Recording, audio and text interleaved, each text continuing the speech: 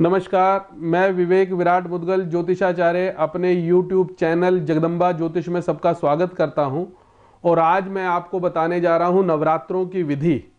नवरात्रों में किस प्रकार से हम मां को प्रसन्न करें और क्या क्या सामग्री रहे, और वो भी वैदिक रीति से, जो वैदिक परंपरा या शास्त्रोक्त विधि है वो बताऊंगा।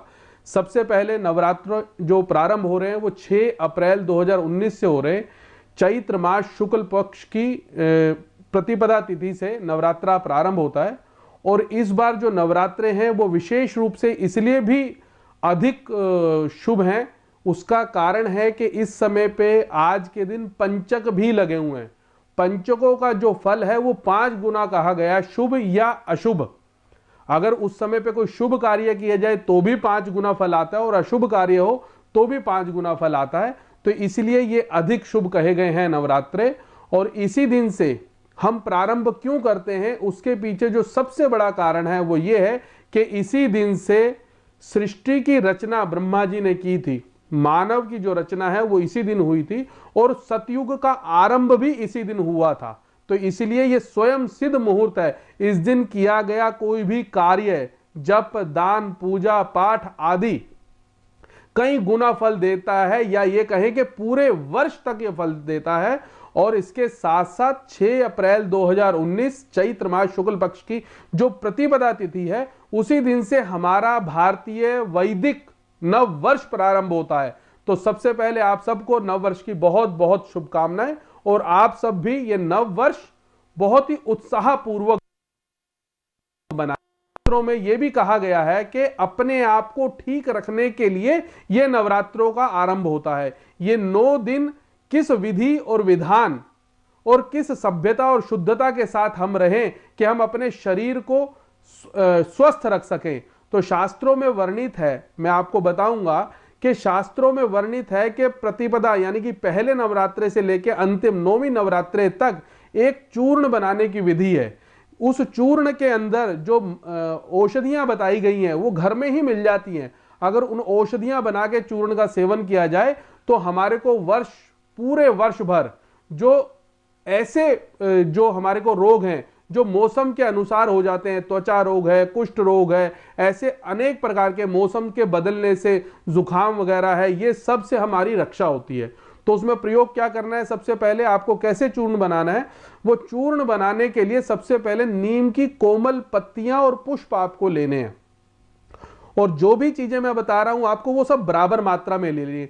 उसमें काली मिर्च, जीरा, अजवाइन, सेंधा नमक, इमली, विशेष रूप से इसका भी ध्यान रखना है, और हींग, इन सब को बराबर मात्रा में मिला के इसका चूर्ण बनाना है। और चूर्ण बनाने के बाद माता को इसका भोग लगाना है, या भगवान विष्णु को इसका भोग लगाना है। भोग बनाने के बाद प्रसाद रूप में 9 के 9 दिन अगर हम सेवन करते हैं तो मौसम से आने वाली बीमारियां, जिसे हम छुआछूत की बीमारी भी कह देते हैं, वो हमें नहीं लगती है पूरे वर्ष। ये विशेष विधान मैं शास्त्रों का बताने जा रहा हूं, जो शायद आपको कहीं किसी ने ना बताया होगा, ना आपने सुना होगा, ना आपने देखा होगा। तो एक तो ये विधि है। अब इस विधि के बाद आपको नवरात्रा प्रारंभ करना क्या है। नवरात्रे प्रारंभ करने के लिए आपको ध्वजारोहण अवश्य करना चाहिए। ध्वजारोहण का मतलब होता है उन्नति से, विकास से। तो ध्वजारोहण का मतलब उन्नति, ऊपर की तरफ। तो अपने छत पर ध्वजारोहण अवश्य करें, और वो भी केसरिया रंग का ध्वजारोहण करेंगे तो सुख, शांति, समृद्धि वर्ष भर आपके पास बनी रहेगी। अभी आपको माता का पूजन करना है, तो माता के पूजन में घट स्थापना की विधि का विशेष महत्व हमारे यहां कहा गया है, और पूरा पंचांग पीठ का महत्व कहा गया है। तो सबसे पहले आपको एक चौकी लेनी है। चौकी के ऊपर एक लाल रंग का कपड़ा बिछाना है। कपड़े के ऊपर माता दुर्गा की एक तस्वीर लगानी है। उसके साथ साथ अगर आपके पास समय है तो एक स्वस्तिक चावलों का आप बना सकते हैं, और साथ में जौ बीजने हैं। घट स्थापना के साथ साथ आपको जौ भी बीजने हैं, जो आपको उन्नति का रास्ता दिखाते हैं, क्योंकि जौ को भी हम जयंती कहते हैं।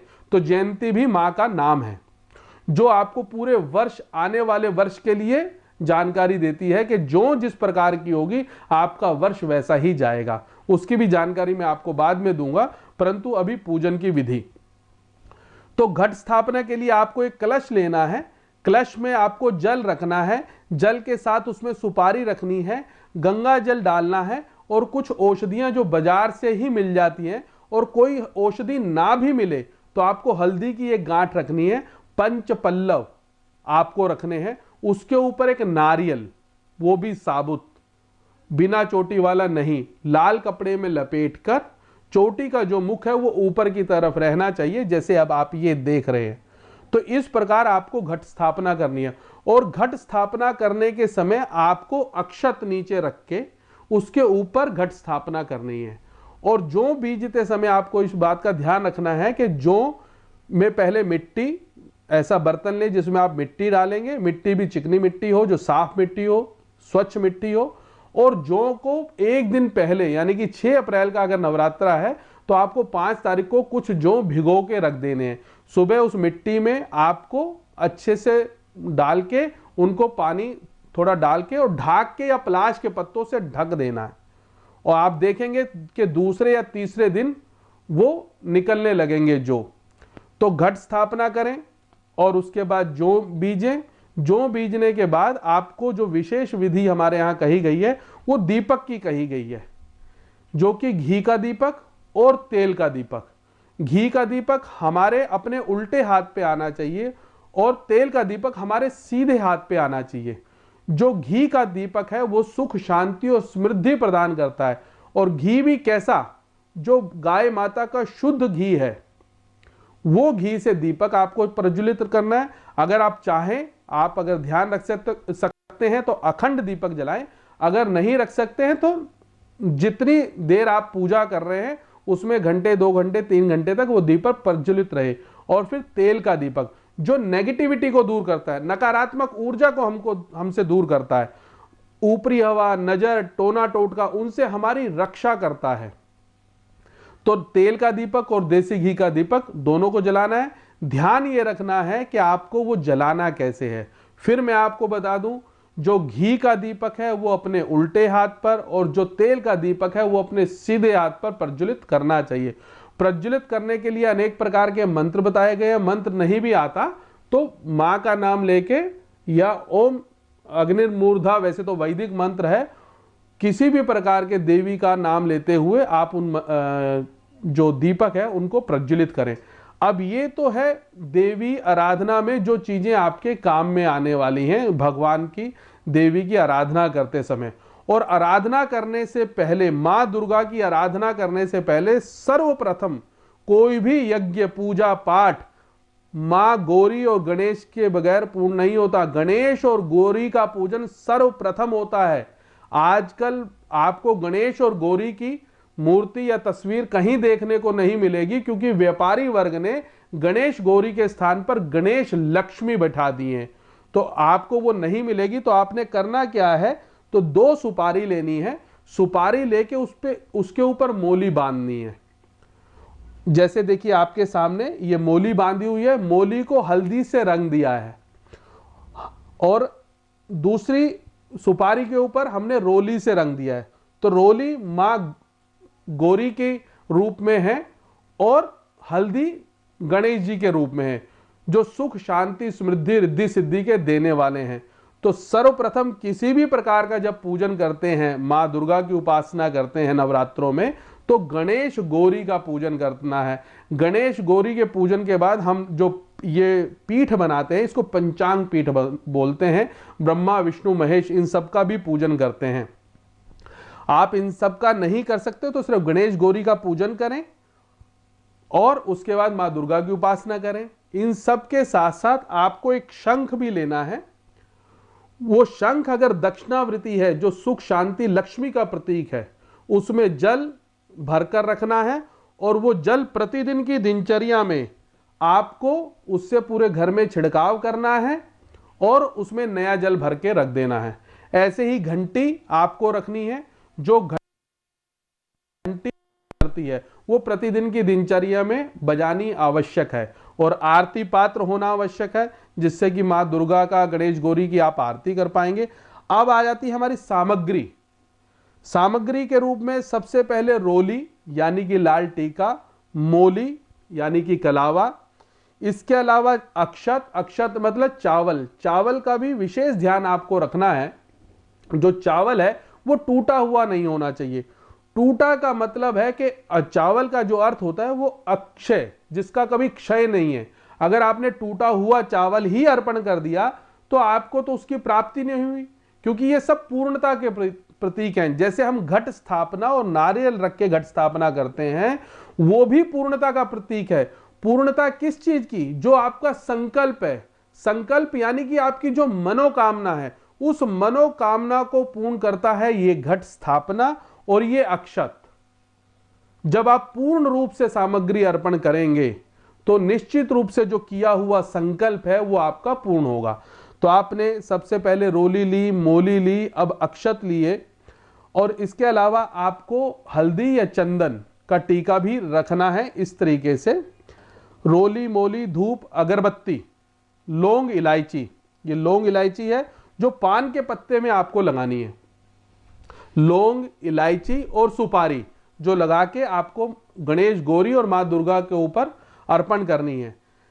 इसके अलावा पीली सरसों जो हमारे नजर, टोने, टोटके से रक्षा करती है या किसी भी आसुरी शक्ति से हमारी रक्षा करती है। जब हम कोई भी पूजा पाठ यज्ञ करते हैं तो आसुरीय शक्ति वो हमारे विघ्न देती हैं, तो उन आसुरियों शक्तियों को हमारी पीली सरसों दूर करती है। अब दूर कैसे करती है कि इसको अपने हाथ में रखना है, हाथ में रख के दूसरे उल्टे हाथ में रख के सीधे हाथ से आपने इसको दबा देना है और मन में मां दुर्गा की वैसे तो मंत्र है, परंतु किसी भी देवी देवता, इष्ट देवता का आराधना करते हुए सभी दिशाओं में इसको छिड़क देना है, और जो बचा हुआ है थोड़ा सा ऊपर और नीचे, जिससे कि आसुरीय शक्ति हमारे को किसी भी प्रकार का विघ्न ना डाल सके।